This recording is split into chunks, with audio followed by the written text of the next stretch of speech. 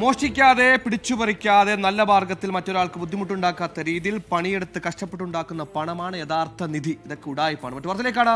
നടിയുടെ പരാതിയിൽ സംവിധായകൻ സനൽകുമാർ ശശിധരനെതിരെ കേസ്. സ്ത്രീത്വത്തെ അപമാനിച്ചതാണ് എറണാകുളം എളമക്കര പോലീസ് കേസെടുത്തത്. സനൽകുമാറിനെതിരെ ഇതേ നടിയുടെ പരാതിയിൽ 2022 കേസെടുത്തിന് വിഷ്ണു സുരേഷ് കൊച്ചിൻ ചേരുന്നു. വിഷ്ണു, പിന്തുടർന്നുകൊണ്ടൊരു വേട്ടയാടൽ, പലപ്പോഴും പല രീതിയിലുള്ള കമന്റുകൾ പുറപ്പെടുവിക്കൽ, അങ്ങേയറ്റം അപമാനിക്കൽ, അങ്ങനെ ഒരുപാട് സംഭവ വികാസങ്ങൾ കഴിഞ്ഞ 2 വർഷത്തിൽ നമ്മൾ കണ്ടതാണ്. ഇപ്പോൾ വീണ്ടും ഒരു കേസ് വരുന്നു. നടിയുടെ പരാതിയിലാണോ കേസെടുത്തിരിക്കുന്നത്? വിശദാംശം. സുഹൈല്, 2022 സമാനമായ പരാതിയിൽ സനൽകുമാർ ശശിധരനെതിരെ പോലീസ് കേസെടുത്തിരുന്നു. അതിന് പിന്നാലെ അയാൾ ഇത്തരം പരാമർശങ്ങളൊക്കെ ഒഴിവാക്കിയിരുന്നു. പക്ഷേ 2 വർഷത്തിനകം വീണ്ടും നടിയെ അപകീർത്തിപ്പെടുത്തിക്കൊണ്ട് അവരെ മോശക്കാരിയാക്കിക്കൊണ്ടുള്ള പ്രസ്താവനകളൊക്കെ ഫേസ്ബുക്കിലൂടെ പങ്കുവെക്കുന്ന സാഹചര്യമുണ്ടായി.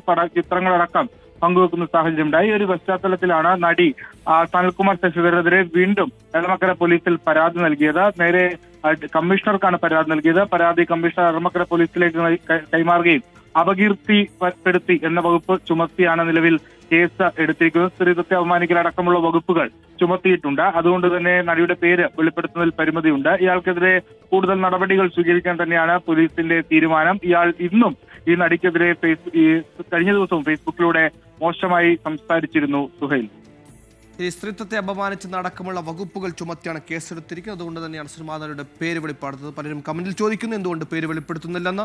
നിയമത്തിന്റെ സാങ്കേതികത്വം കൂടിയാണ്.